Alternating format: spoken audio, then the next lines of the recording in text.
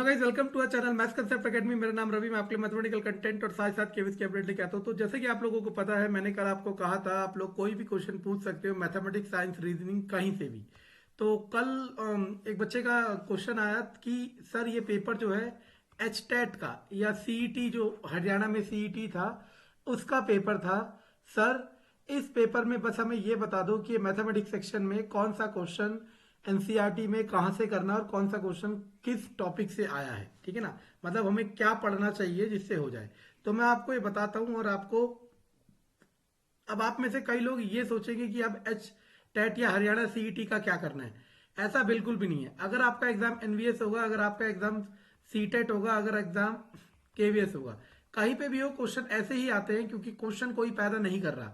Actual में क्या हो रहा है, क्वेश्चन ऐसे ही घूम रहे हैं। ठीक है ना। चलो, तो पहला क्वेश्चन तो आपका अगर देखा जाए तो वो आता है सिंप्लीफिकेशन से। सिंप्लीफिकेशन, और हिंदी में कहते हैं सरलीकरण। सरलीकरण।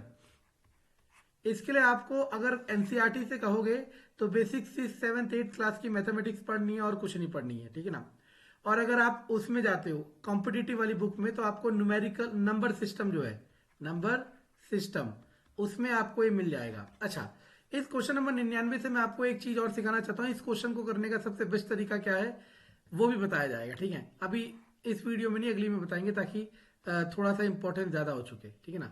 क्वेश्चन नंबर 100, ये क्वेश्चन किसी भी मैथमेटिकल पोर्शन से नहीं होता। मतलब अगर आपको, आपने मैथमेटिक्स का किसी भी चैप्टर का किसी भी क्लास में कुछ भी नहीं पढ़ा, मतलब इफ यू आर जीरो, तब भी आप इस क्वेश्चन को कर सकते हो। क्या करना है, 3 अंकों की एक संख्या लेनी है, कोई सी भी ले लो, जो बच्चे ने कर रखा है वो भी ले सकते हो, कोई भी, मानो 216 ले ली।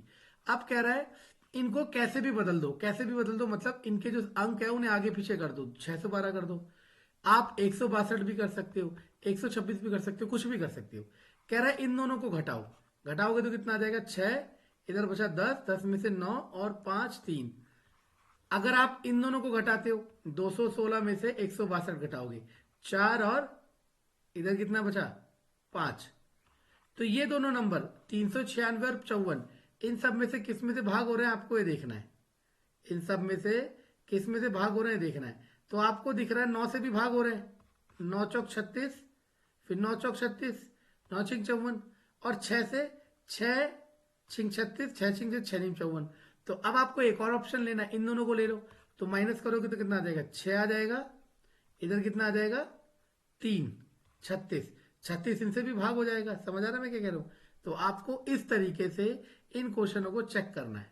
ठीक है ना, आपको इस तरीके से इन क्वेश्चनों को चेक करना है। क्यों, क्योंकि जब तक आप इस तरीके से चेक नहीं करोगे तब तक आप नहीं बता सकते। अगर आप इस सब में से इन सब, कोई चाहता है मैं चेक नहीं करना चाह रहा हूं, डायरेक्टली करना चाह रहा हूं, तो बहुत आसान है। तो आपने 3 अंकों की संख्या को लिखा जाता है कैसे, 100, मानो एक्स वाई जेड, इसके 3 अंक है, इसे लिखा जाएगा 100x, 10y और z। इसको किसी भी क्रम में करोगे तो मान लो आपने क्या कर दिया, इसको आपने कर दिया y x z क्रम, तो क्या हो जाएगा 100y plus 10x plus z। अब इन दोनों को घटाना है, घटाओगे तो 100x में से 10x जाएगा तो 90x, 10y में से 100y जाएगा तो 90y, और इधर z गायब हो गया। तो अगर आप ढंग से देखो तो 9 कॉमन आ गया या 90 कॉमन आ गया, x माइनस वाई। अगर आप क्रम को कुछ और करते, जेड एक्स वाई, तो क्या लिखते हैं, 100z plus 10x plus Y. इकाई दहाई सैकड़ा, ये वाला कंसेप्ट लगा रहा हूं।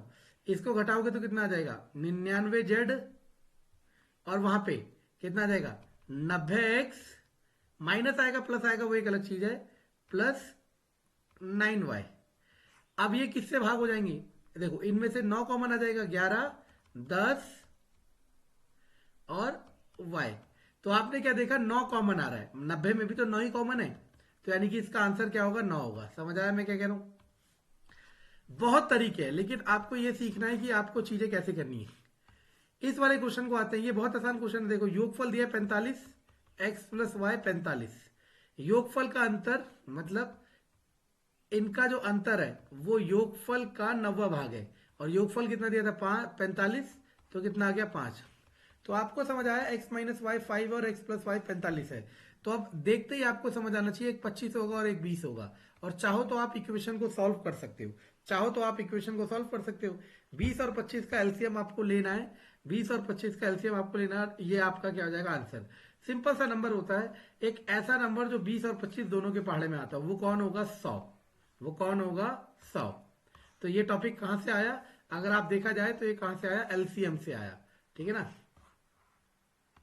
इस क्वेश्चन का तरीका आपको पता है, एलसीएम एलसीएम एचसीएफ टॉपिक से आ रखा है, इसमें कुछ नहीं करना होता, इसका इसका इसका आपको क्या लेना है? एलसीएम लेना है, और जितना भी समय आएगा, मान लो 10 मिनट आ गए, मान लो 10 मिनट 5 सेकंड आ गए, जो भी समय आएगा वो आप इसमें जोड़ दोगे, आपको आंसर मिल जाएगा, ठीक है ना। बहुत कॉमन क्वेश्चन हो गया, तो वही हो गया। ओके ना, अगर देखा जाए तो नंबर सिस्टम है, संख्या पद्धति कहते हैं, जो भी कहते हैं। अगर आप इसे समझो तो रेशो में, रेशो एंड प्रपोर्शन, अनुपात में से है क्वेश्चन। अगर इसको समझो तो सिंप्लीफिकेशन से है। इस तरह के क्वेश्चन करने का मैं रूट बता देता हूं आपको। 1 से लेके 50 तक का स्क्वायर याद होना चाहिए आपको, 1 से लेके 50 तक का स्क्वायर याद होना चाहिए, और 1 से लेके 20 तक का क्यूब याद होना चाहिए। अगर आपको इतना याद है तो आपके लिए जिंदगी बहुत सरल हो जाएगी इस वाले खेल में, ठीक है ना। ये आपको समझना है, ठीक। चलो, अगर ये देखा जाए तो ये भी, इसके लिए भी आपको कोई मैथमेटिक्स नहीं करनी। वैसे टॉपिक तो प्रतिशत है, टॉपिक क्या है? प्रतिशत, परसेंटेज, ठीक है ना। इसके लिए भी आपको कोई मैथमेटिक्स नहीं करनी, बस आपको परसेंटेज करना आना चाहिए। करना क्या आना चाहिए? यदि ए की आय बी की आय की से 10% अधिक है, यानी कि बी की आय अगर 100 है या 100% है, तो ए की आय कितनी हो जाएगी? 110%। बस आपको वही करना है जो वो कह रहा है, जो वो कह रहा है वो करते जाना, और आपका आंसर आता चला जाएगा, ठीक है ना। यहाँ ये सीधा कर रखा है, ठीक है। ये वाला क्वेश्चन आपका किस में से आ रखा है? Profit and loss. अगर आप सब में से कोई मैथमेटिक्स में नया है तो आप अगर चाहे तो प्लेलिस्ट में जाके देख सकता है। प्रॉफिट लॉस में सारे क्वेश्चन करा रखे हैं, सारे टॉपिक करा रखे हैं। फिर भी अगर उसे किसी क्वेश्चन में डाउट है तो आप मुझसे पूछ सकता है, कभी भी पूछ सकता है। ये विंडो आपके लिए हमेशा ओपन है, ठीक है ना।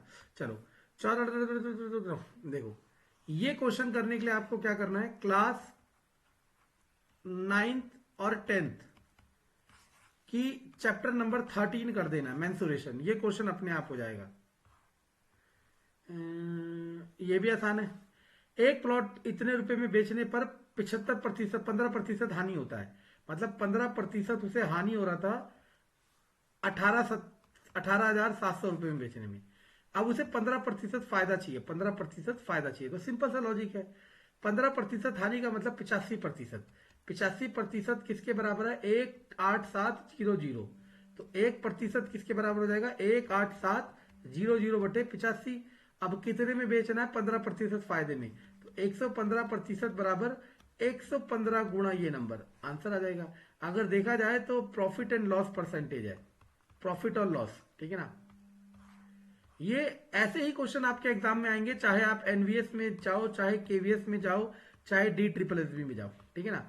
कहीं चले जाओ या फिर सीटेट में चले जाओ, लेकिन होगा क्या? आपको हर एग्जाम के लिए अलग अलग कोर्स दिलाया जाएगा, क्योंकि वही सारी मार्केट की बुनियाद है। ये भी प्रॉफिट एंड लॉस के ऊपर है, बहुत आसान क्वेश्चन। तो ये मैंने बता दिया, ठीक है ना। चलो, धन्यवाद।